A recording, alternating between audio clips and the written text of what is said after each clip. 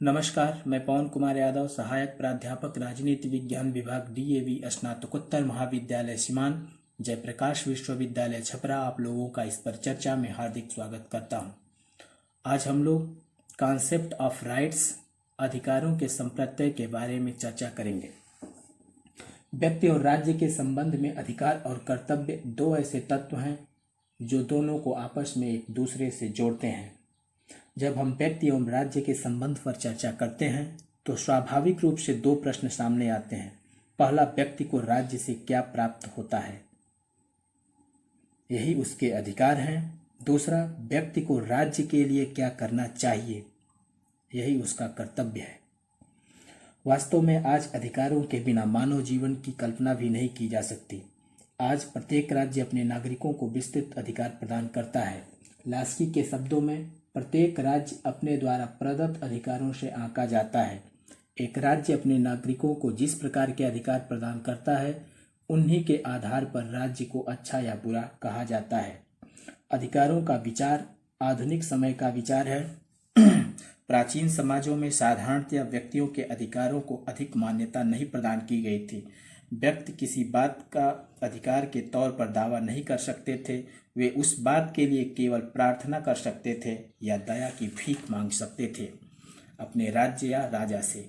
इसके विपरीत वर्तमान लोकतंत्रीय समाज में अधिकारों को बहुत महत्वपूर्ण स्थान प्रदान किया गया। अब हम देखेंगे कि अधिकार हैं क्या।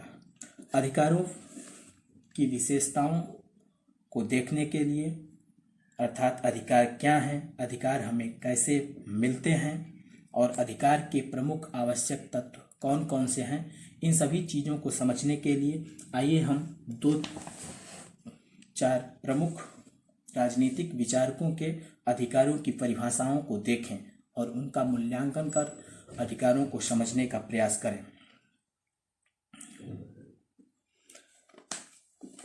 लास्की के शब्दों में अधिकार सामाजिक जीवन की वह परिस्थितियां हैं जिनके बिना आम तौर से कोई व्यक्ति पूर्ण आत्मविकास की कल्पना नहीं कर सकता है। एक अन्य महत्वपूर्ण राजनीतिक विचारक गिलक्राइस्ट ने भी अधिकार को परिभाषित करते हुए कहा है कि अधिकार समाज के सदस्यों के रूप में व्यक्तियों में से तथा इस मान्यता से उत्पन्न होते हैं कि समाज के लिए अंतिम कल्याणमय वस्तु है जिसे प्रत्येक व्यक्ति में छिपी शक्तियों के विकास से प्राप्त किया जा सकता है। एक अन्य विचारक बार्कर ने कहा है कि अधिकार व्यक्ति की क्षमताओं के अधिकतम संभव विकास के लिए आवश्यक बाध्य दशाएं हैं। बोसांके ने अधिकारों को परिभाषित करते हुए कहा है कि अधिकार वह मांग है जिसे समाज स्वीकार करता है और राज्य लागू करता है। ग्रीन का कहना है कि अधिकार उस शक्ति का नाम है जिसके द्वारा किसी मनुष्य का मनुष्यों के समुदायों के कार्यों को समाज के बल पर प्रभावित किया जा सकता है और जिसका प्रयोग सामान्य हित के लिए आवश्यक होने के कारण समाज द्वारा स्वीकृत हो।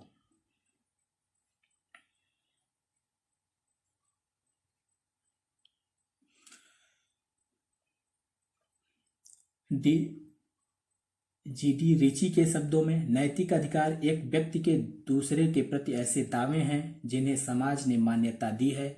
जब राज्य इन दावों को कानूनी मान्यता दे देता है तब वे कानूनी अधिकार बन जाते हैं। आइंस्टीन ने भी अधिकारों को परिभाषित करते हुए लिखा है कि एक मनुष्य द्वारा दूसरे मनुष्य से बलपूर्वक कार्य करा लेने की क्षमता ही अधिकार है। हालैंड के अनुसार अन्य व्यक्तियों की कार्य की क्षमता को अधिकार कहते हैं। अब आइए इन परिभाषाओं का हम विश्लेषण करें। सबसे पहली बात तो यही कि अधिकार व्यक्ति के व्यक्तित्व के विकास के लिए अत्यंत आवश्यक होते हैं। अधिकार अर्थात अधिकारों का अस्तित्व व्यक्ति के व्यक्तित्व के विकास के लिए है। अधिकार व्यक्ति के व्यक्तित्व के विकास के लिए आवश्यक परिस्थितियां हैं जिनके अभाव में व्यक्ति के व्यक्तित्व का विकास संभव नहीं होगा। अर्थात पहली उनकी विशेषता यही है कि व्यक्ति के वे व्यक्तित्व के विकास के लिए आवश्यक होते हैं। दूसरी विशेषता किसी व्यक्ति को अधिकार समाज के सदस्य के रूप में प्राप्त होते हैं, अर्थात एक किसी समाज का सदस्य होने के नाते व्यक्ति को अधिकार प्रदान किए जाते हैं, यह उसे व्यक्तिगत रूप से प्रदान नहीं किए जाते हैं। तीसरी विशेषता, ये व्यक्ति के ऐसे दावे या मांगे हैं जिन्हें समाज स्वीकार करता है,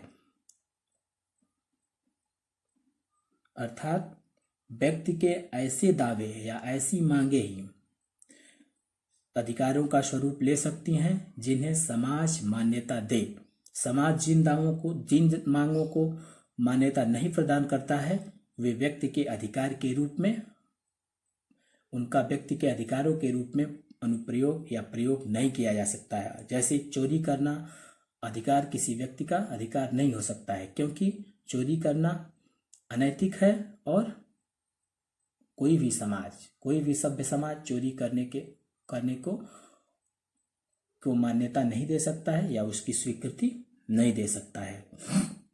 इसके साथ ही अधिकारों का एक अन्य लक्षण है कि राज्य उसे लागू करता है, अर्थात अधिकार के पीछे राज्य की बाध्यकारी शक्ति होती है। अर्थात यदि कोई व्यक्ति किसी दूसरे व्यक्ति के अधिकारों का हनन करता है तो राज्य उस व्यक्ति को, जो किसी व्यक्ति के अधिकारों का हनन करता है, उसको बाध्य करेगा कि वह उस व्यक्ति के अधिकारों का सम्मान करे और उसे दंडित करेगा कि दूसरे व्यक्ति के अधिकारों में हस्तक्षेप कोई न करे, उनका अतिक्रमण न करे।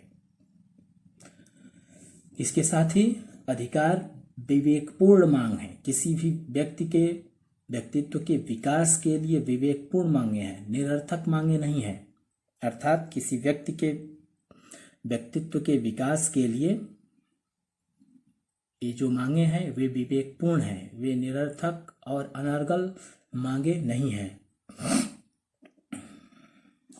इसके साथ ही क्या है, एक अन्य विशेषता कि अधिकार स्वार्थपूर्ण दावा नहीं है, इसमें लोक कल्याण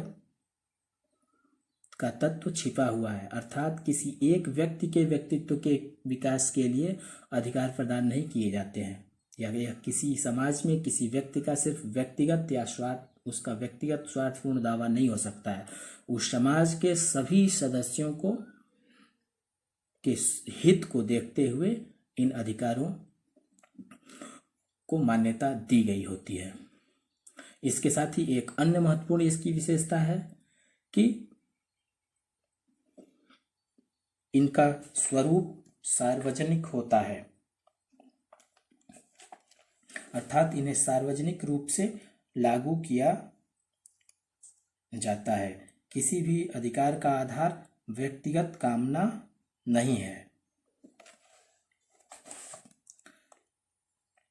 ये समाज के सभी लोगों को बिना किसी धर्म, जाति, लिंग भेदभाव के समान रूप से प्राप्त होते हैं,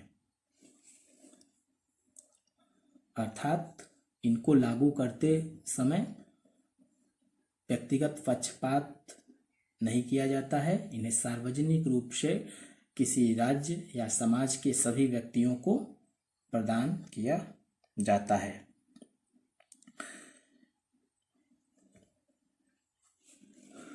इसके साथ ही अधिकारों का एक अन्य महत्वपूर्ण तत्व है कि अधिकार किसी भी समाज एवं राज्य में अधिकार निरपेक्ष नहीं हो सकते या असीमित नहीं हो सकते। अधिकारों पर कुछ प्रतिबंध आरोपित होते हैं। कोई भी व्यक्ति किसी भी समाज में निरपेक्ष अधिकारों का दावा नहीं कर सकता है, असीमित अधिकारों का आप दावा नहीं कर सकते हैं। इसके अलावा एक अन्य विशेषता है कि अधिकार में सकारात्मक और नकारात्मक दोनों प्रवृत्तियां पाई जाती हैं।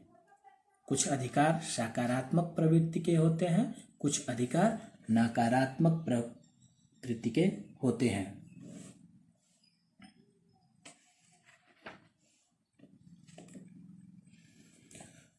एक और बात यह जान लेने की आवश्यकता है कि राज्य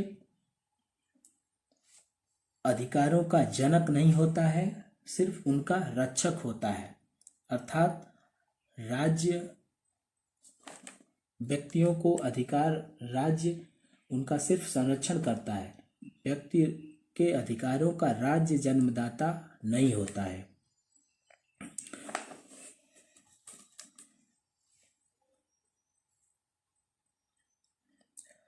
कौन सा राज्य किन किन नागरिक अधिकारों को मान्यता देता है, वह राज्य के स्वरूप एवं चरित्र पर निर्भर करता है। जैसे पूंजीवादी राज्य अधिकतर नकारात्मक अधिकारों पर बल देते हैं, समाजवादी राज्य अधिकतर सकारात्मक अधिकारों पर बल देते हैं, तथा लोक कल्याणकारी राज्य के अंतर्गत सकारात्मक एवं नकारात्मक दोनों ही प्रकार के अधिकारों की व्यवस्थाएं पाई जाती हैं। धन्यवाद।